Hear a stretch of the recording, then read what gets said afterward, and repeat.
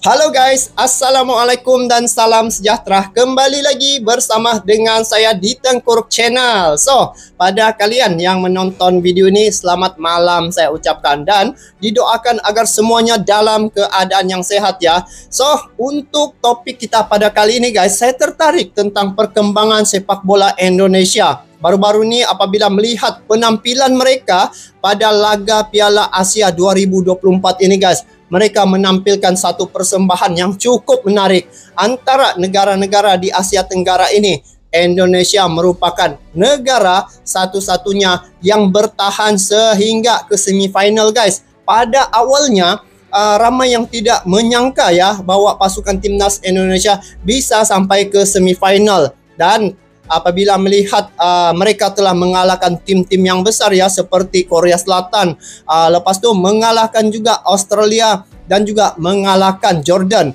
Ini satu perlawanan yang cukup menarik ya. Kerana timnas Indonesia ini berada ranking ke 134 dan lawan mereka baru-baru ini ranking mereka memang sungguh jauh guys. Tetapi Indonesia telah membuktikan bahwa mereka bisa untuk mengalahkan walaupun tim yang mereka lawan itu merupakan tim yang mempunyai ranking yang lebih baik daripada timnas Indonesia. Jadi apabila melihat penampilan timnas Indonesia, untuk atas kertas bagi saya itu bukan satu halangan timnas Indonesia bisa untuk melakukan yang lebih baik lagi. Jadi pada tanggal 6 Juni dan juga 11 Juni ini, pasukan timnas Indonesia bakal akan menghadapi timnas Iraq dan juga Filipina untuk melayakkan timnas Indonesia ini sama ada mereka ke babak seterusnya ya atau tidak, bergantung pada perlawanan 6 dan juga 11 Juni ini guys. Jadi untuk pasukan timnas Indonesia, ramai yang bertanya bagaimana pasukan timnas Indonesia bisa bangkit sehingga hari ini kita melihat pasukan timnas Indonesia menjadi perbualan publik ya dan menjadi perhatian sudah. Sebelum ini mungkin negara-negara yang lain ya seperti Vietnam melihat timnas Indonesia ini seperti tim yang biasa-biasa saja. Tetapi telah terbukti menentang Vietnam pun, timnas Vietnam selama 20 tahun penantian pasukan timnas Indonesia, akhirnya timnas Indonesia bisa kalahkan timnas Vietnam di kandang mereka sendiri. Dua perlawanan itu telah dimenangi kedua-duanya oleh pasukan timnas Indonesia. Jadi guys, soalnya bagaimana Indonesia melakukan timnasnya sehingga sampai ke tahap label sekarang ini. Jadi kita melihat di sini apakah rahasia pasukan timnas Indonesia sehingga hari ini penampilan timnas Indonesia sungguh luar biasa. Jadi di sini ada satu video, Indonesia punya orang yang bisa membuat itu terjadi. Siapakah orang itu guys? Dan timnas Portugal, Belanda dan Jerman menentang ataupun versus Indonesia. Saya lihat ya, tidak mustahil untuk pasukan timnas Indonesia ataupun federasi mengundang tim-tim yang besar. Karena sebelum ini telah terbukti tim nomor 1 dunia yaitu Argentina pernah diundang tahun lepas guys. Timnas Indonesia menentang Argentina. Di situ menunjukkan bahwa bukti keseriusan Indonesia memperkuatkan timnasnya dengan mengundang tim-tim yang besar guys. Jadi ini saya lihat adalah untuk membentuk mental para pemain. Jadi kalau mengundang Portugal, Belanda ataupun Jerman, saya rasa tidak mustahil untuk Indonesia hadirkan di Indonesia. Jadi guys, mari kita saksikan siapakah orang yang bisa membuat itu terjadi. Jadi langsung kita saksikan dalam klip video ini. Jom. Indonesia punya orang yang bisa membuat itu terjadi.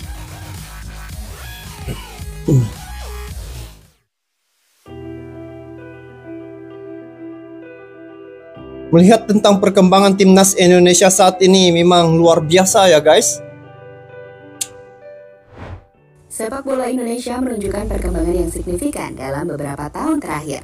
terutama dengan adanya manajemen dan strategi yang tepat. Manajemen. PSSI di bawah kepemimpinan Erick Thohir. Pak Erick Thohir. Banyak terobosan brilian yang dilakukan mantan presiden tim Inter Milan Oh, ini. mantan Salah presiden satunya Inter adalah Milan. dengan bagaimana PSSI bisa meningkatkan animo besar dari para penggemar di Indonesia terhadap Ini sepak yang kita bola. mau tahu nih. Seperti meningkatkan prestasi timnas kita di kancah Asia, hingga mendatangkan tim-tim sepak bola besar dunia untuk bertanding Kan? di Indonesia. Betul kan? Di mana hal itulah yang sudah disiapkan kembali oleh Erick Thohir dan PSSI dalam waktu dekat.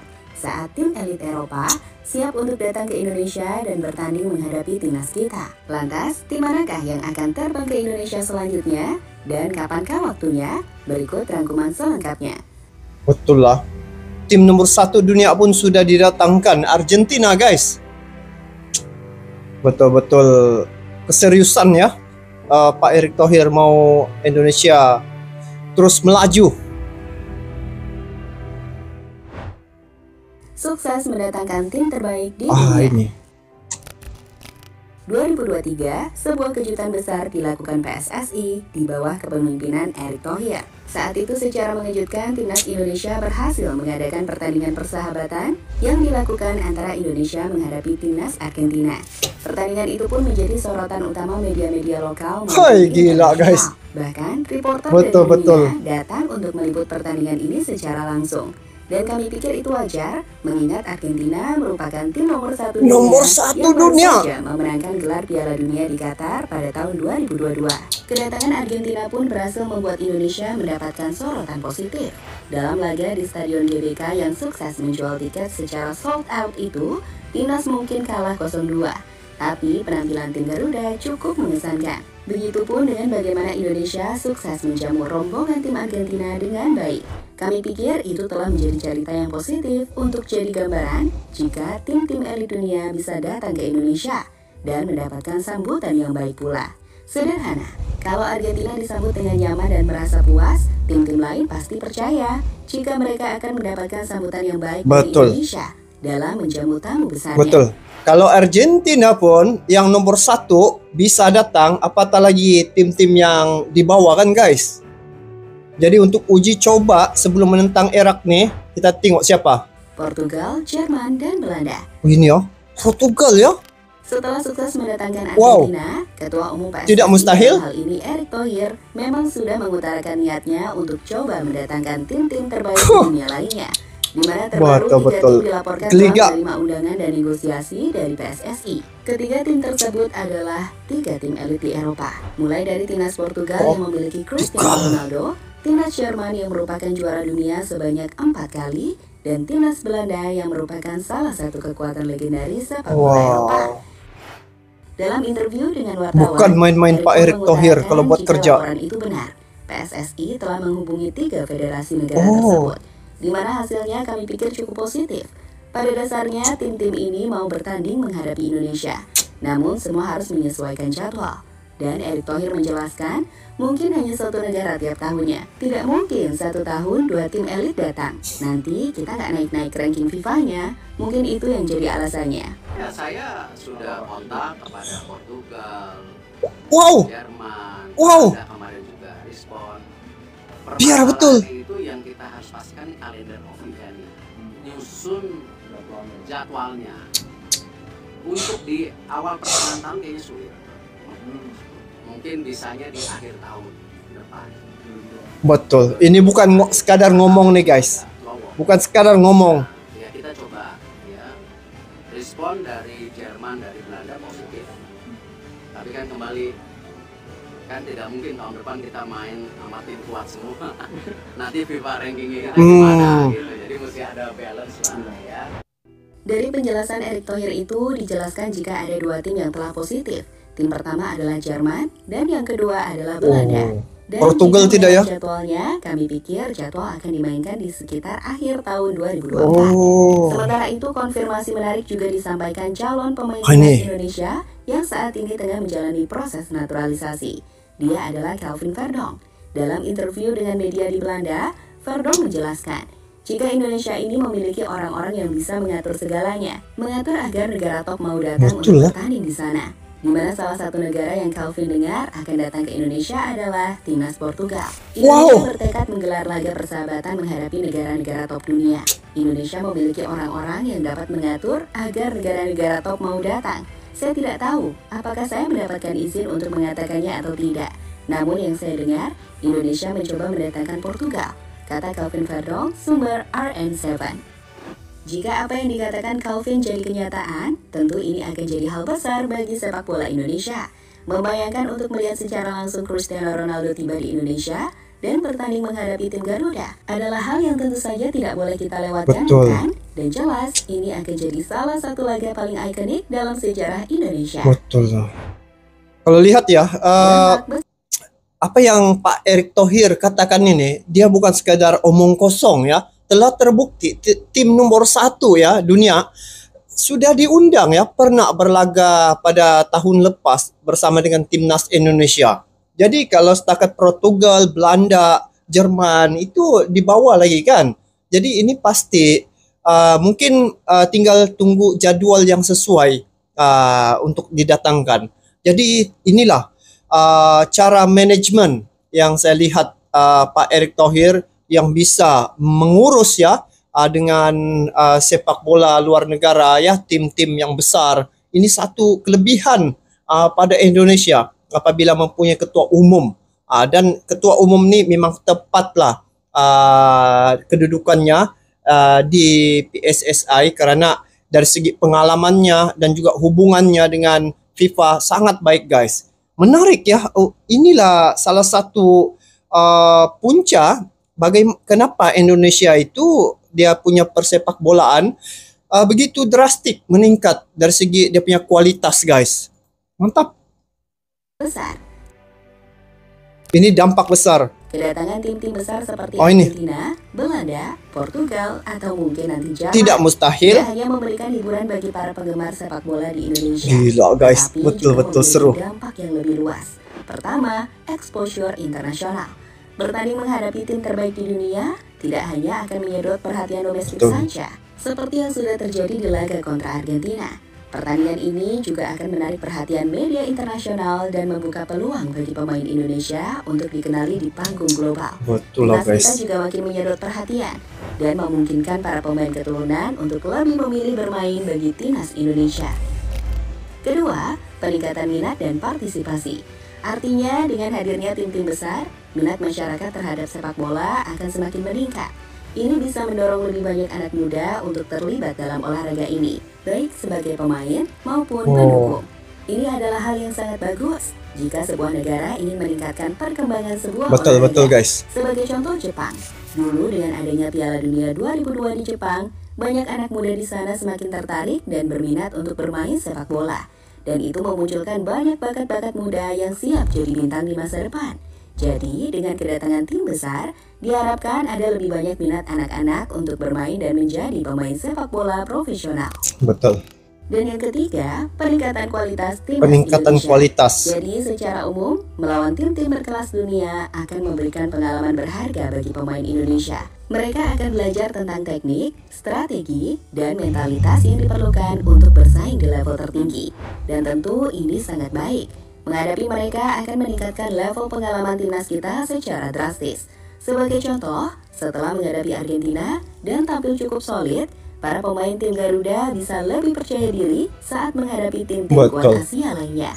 Itu satu bagaimana membentuk mental ya untuk pemain-pemain timnas Indonesia. Jadi inilah yang sukar untuk diperolehi oleh negara-negara lain ya, seperti mana apa yang dilakukan oleh Indonesia nih mungkin negara lain tidak dapat lakukan karena dari segi kepemimpinan di peringkat federasi itu adalah satu perkara yang penting ya, karena Pak Erick Thohir nih dia merupakan mantan kepala ya ataupun nomor 1 Inter Milan suatu ketika dulu. Dan saat ini dia ditunjuk untuk memimpin PSSI menjadi ketua umum. Jadi inilah yang dilakukan oleh Pak Erick Thohir. Ternyata bila dia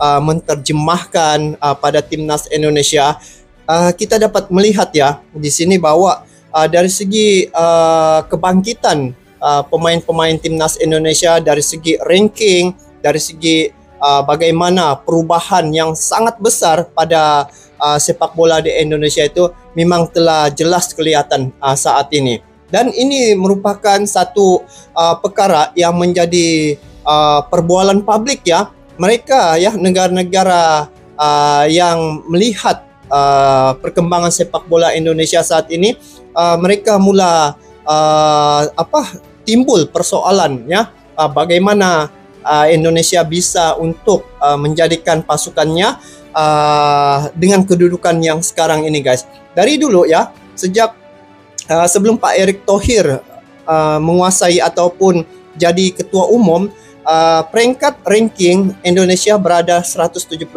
Saat ini 134. Nah, apabila menentang Irak nanti dan juga Filipina, dijangkakan Indonesia akan naik peringkat lagi ke 127.